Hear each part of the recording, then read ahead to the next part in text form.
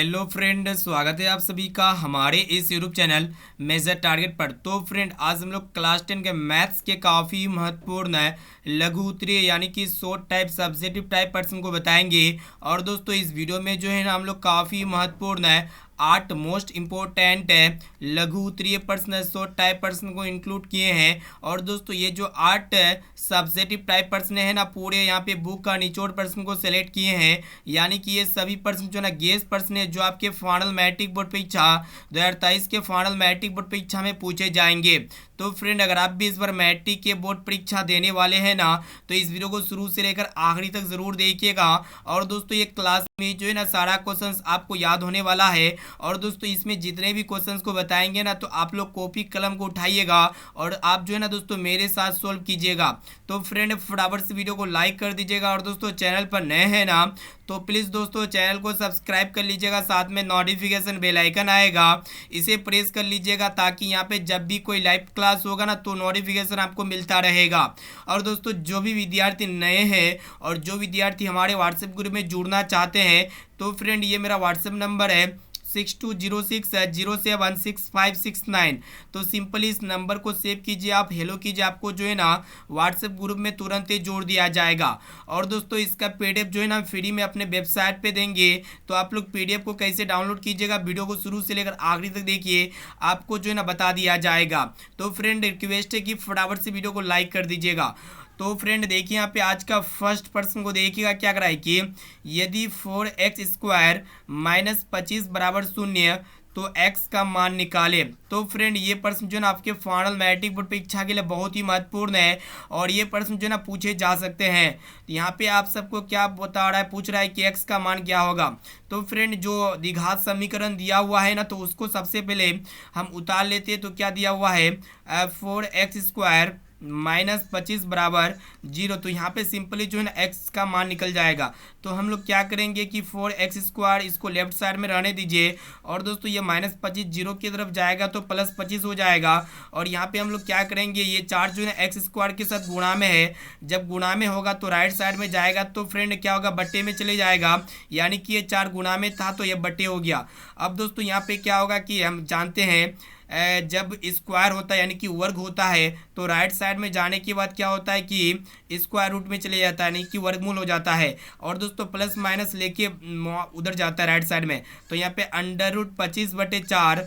और दोस्तों यहाँ पे जब इसको हम लोग इसका वर्गमूल निकालेंगे तो यहाँ पे 25 किसका इसका रूट होता है, 5 का होता है दोस्तों। और ये 4 किसका स्क्वायर रूट होता है, 2 का होता है। तो यहाँ पे प्लस माइनस 5/2 इसका राइट आंसर हो गया दोस्तों। इस तरह बनाइए, आपके फाइनल मैट्रिक बोर्ड परीक्षा में ना दोस्तों 2 मार्क्स मिल जाएंगे। ठीक है, एक एक क्वेश्चन का आप जो है ना स्क्रीनशॉट भी ले सकते हैं। अब चलिए फ्रेंड देखते हैं यहाँ पे दूसरा नंबर प्रश्न को देखिएगा जो कि बहुत ही महत्वपूर्ण है। क्या करा है कि द्विघात बहुपद 2x² माइनस 8x प्लस 6 के शून्यों का योग एवं गुणनफल ज्ञात कीजिए। बहुत ही सिंपल प्रश्न है। तो फ्रेंड ये प्रश्न पूछे जाएंगे ना तो सबसे पहले आपको हल लिखना पड़ेगा, उसके बाद एक बार जो है ना द्विघात बहुपद को उतार देना है। तो यहाँ पे चलिए हम लोग दोस्तों यहाँ पे फटाफट से द्विघात बहुपद को उतार लेते हैं। तो यहाँ पे द्विघात बहुपद है 2x² माइनस 8x प्लस 6। तो फ्रेंड ये आपका द्विघात बहुपद हो गया। तो सबसे पहले यहाँ पे आपको a पता करना होता है और दोस्तों यहाँ पे b पता करना होता है और यहाँ पे आपको c भी पता करना होगा, क्योंकि यहाँ पे योग और गुणनफल दोनों ज्ञात करना है। तो फ्रेंड हम लोग जानते हैं जो a होता है ना x² का गुणांक होता है, तो यहाँ पे 2 दिया हुआ है। और यहाँ पे x का गुणांक जो b होता है वो आपका मतलब b होता है, तो यहाँ पे -8 हो जाएगा b। और दोस्तों जो c होता है ना किसी भी बहुपद के लास्ट में होता है, यानी कि अचर पद होता है, जो कांस्टेंट होता है वो आपका क्या होता है, c होता है। तो यहाँ पे c का मान कितना दिया हुआ है, आपका 6 दिया हुआ है। ठीक है, तो यहाँ पे सबसे पहले आपको क्या ज्ञात करना होगा दोस्तों, शून्यकों का योग। तो यहाँ पे आप लोग लिख दीजिएगा शून्यकों का योग, यानी कि अल्फा प्लस बीटा बराबर क्या होता है, -b/a होता है। ठीक है, तो फ्रेंड यहाँ पे माइनस पहले से फॉर्मूला में, तो हम लोग यहाँ पे सिंपली माइनस को लिख देंगे। और दोस्तों यहाँ पे b का मान कितना है, -8 है, तो यहाँ पे -8 लिख देंगे बटे a जो है ना दोस्तों यहाँ पे कितना है, 2 है। तो फ्रेंड इसको जब हम लोग सोल्व करेंगे तो यहाँ पे क्या होगा कि माइनस माइनस प्लस हो जाएगा, यानी कि 8/2। तो फ्रेंड इसको जब हम लोग काटेंगे तो 2 का पढ़ा में यहाँ पे 4 बार में यानी कि 4 टाइम्स में कट जाएगा, यानी कि यहाँ पे अल्फा प्लस बीटा शून्यकों का योग प्राप्त हो चुका है 4। और दोस्तों यहाँ पे आपको क्या पूछ रहा है कि इसका गुणनफल भी ज्ञात करें। तो फ्रेंड चलिए यहाँ पे फटाफट से इसका गुणनफल भी ज्ञात कर लेते हैं। तो फ्रेंड शून्यकों का गुणनफल बराबर क्या होता है, जिसको हम लोग अल्फा इंटू बीटा कहते हैं, तो सी बटे ए होता है, यानी कि अचर पद बटे यहाँ पे एक्स स्क्वायर का गुणांक होता है। तो दोस्तों यहाँ पे सी जो होगा ना, यहाँ पे 6 दिया हुआ है, और दोस्तों यहाँ पे ए कौन होगा, यहाँ पे ए जो होगा ना, यहाँ पे दिया हुआ है 2, तो यहाँ पे 6/2 लिख देंगे। जब इसको हम लोग काटेंगे तो द्वितीय 6 हो जाएगा, यानी कि अल्फा इंटू बीटा का मान प्राप्त हो चुका है 3।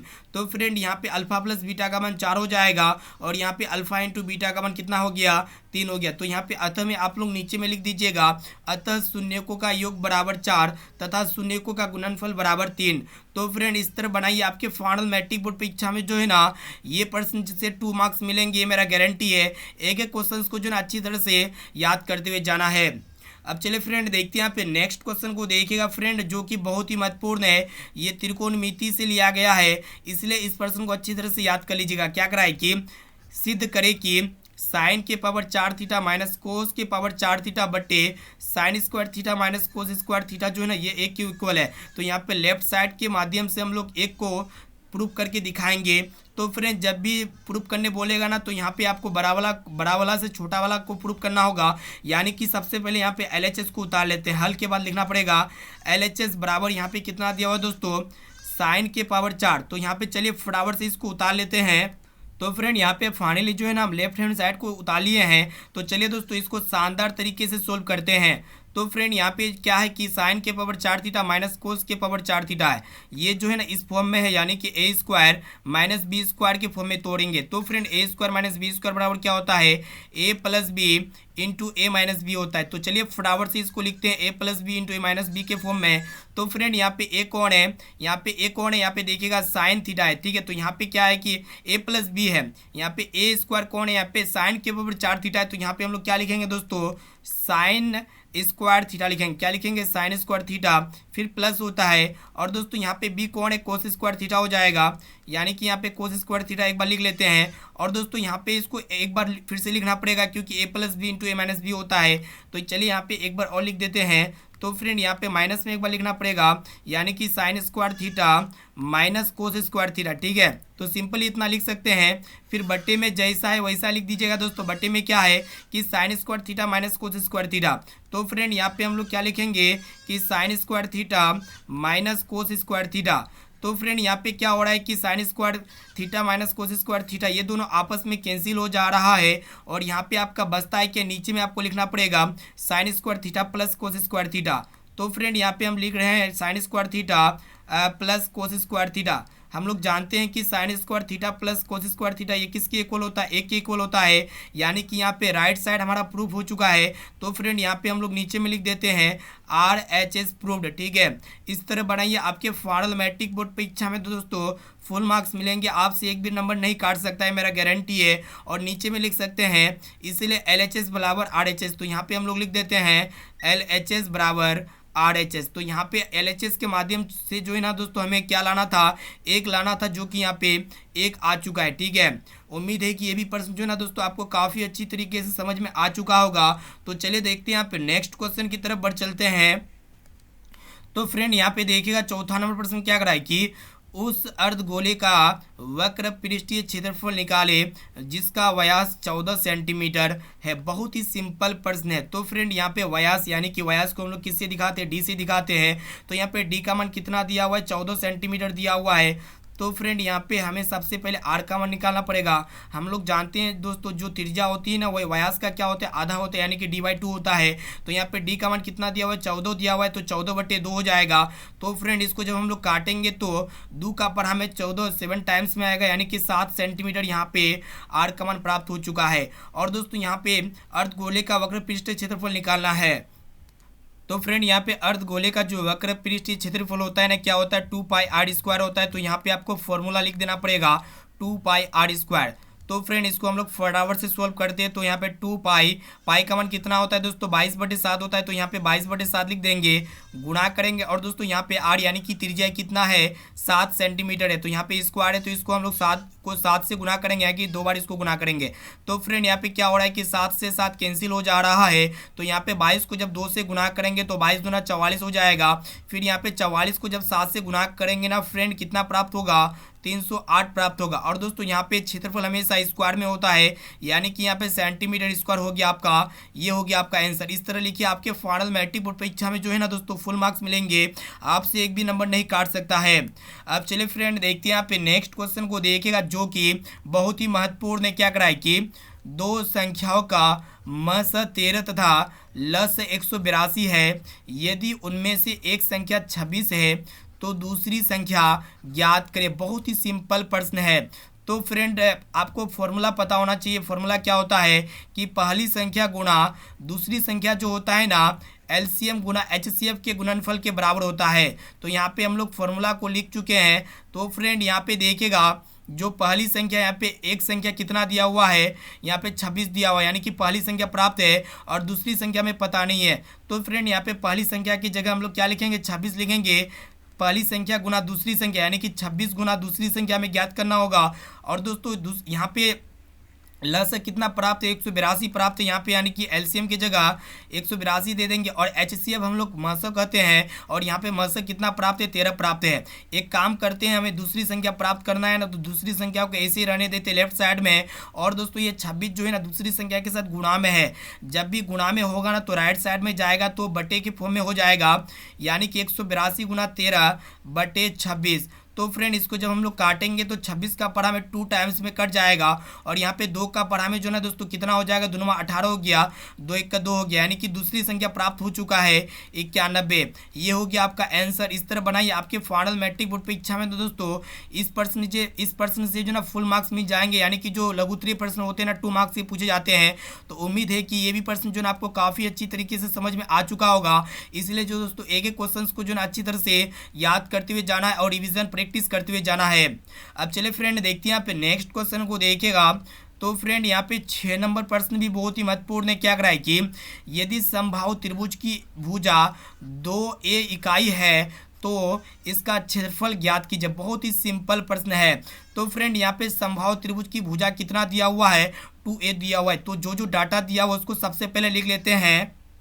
तो फ्रेंड यहाँ पे फाइनली जो है ना हम लोग समबाहु त्रिभुज का भुजा लिख चुके हैं, जो कि 2a इकाई दिया हुआ है, और यहाँ पे समबाहु त्रिभुज का क्षेत्रफल ज्ञात करने बोल रहा है। तो यहाँ पे हम लोग फॉर्मूला भी लिख चुके हैं। तो फ्रेंड समबाहु त्रिभुज का फॉर्मूला क्या होता है, √3/4 गुना भुजा स्क्वायर होता है। तो चलिए इसको फटाफट से हम लोग इसका एरिया निकाल लेते हैं, यानी कि क्षेत्रफल निकाल लेते हैं। तो फ्रेंड √3/4 गुना भुजा जो है ना दोस्तों कितना दिया हुआ है, 2a दिया हुआ है। तो यहाँ पे इसका स्क्वायर करेंगे, क्योंकि भुजा का स्क्वायर है फॉर्मूला में। तो यहाँ पे 2a का होल स्क्वायर हो जाएगा। तो इसको हम जब सोल्व करेंगे तो √3/4 गुना, और दोस्तों यहाँ पे 2a का होल स्क्वायर है। कहने का अर्थ है कि 2 में भी स्क्वायर है और a में भी स्क्वायर है। तो फ्रेंड यहाँ पे 2 का स्क्वायर कितना होता है, 4 होता है, और यहाँ पे a का स्क्वायर कितना होगा, a स्क्वायर ही होगा। तो यहाँ पे क्या होगा कि 4 से 4 कैंसिल हो जाएगा, तो आपका बचा कितना, √3a² बचा। ठीक है, तो ये हो गया आपका आंसर। इस तरह बनाइए, आपके फाइनल मैट्रिक बोर्ड परीक्षा में तो दोस्तों एक भी क्वेश्चन नहीं काटेगा, यानी कि एक भी नंबर नहीं काट सकता। इसमें भी जो है ना आपको फुल मार्क्स मिलेंगे। लघुत्तरीय प्रश्न 2 मार्क्स के पूछे जाते हैं, तो 2 मार्क्स में 2 मार्क्स मिलेंगे। और दोस्तों चलिए बढ़ चलते हैं नेक्स्ट क्वेश्चन की तरफ। तो फ्रेंड जो भी विद्यार्थी अभी तक वीडियो को लाइक नहीं किया ना, तो प्लीज़ दोस्तों जल्दी से फटाफट से वीडियो को लाइक कर दीजिएगा। और दोस्तों चैनल पर नए हैं ना, तो प्लीज़ दोस्तों चैनल को सब्सक्राइब कर लीजिएगा। साथ में नोटिफिकेशन बेल आइकन आएगा, इसे प्रेस करके ऑल पर जरूर सेलेक्ट कर लीजिएगा। अब चलिए फ्रेंड देखते हैं यहाँ पे नेक्स्ट क्वेश्चन, जो कि बहुत ही महत्वपूर्ण है। क्या कराए कि 2 tan square 45 degree plus cos square 30 degree minus sine square 60 degree. तो फ्रेंड यहाँ पे सबसे पहले यहाँ पे आपको हल लिखना पड़ेगा, उसके बाद यहाँ पे इसको एक बार उतार लेना पड़ेगा।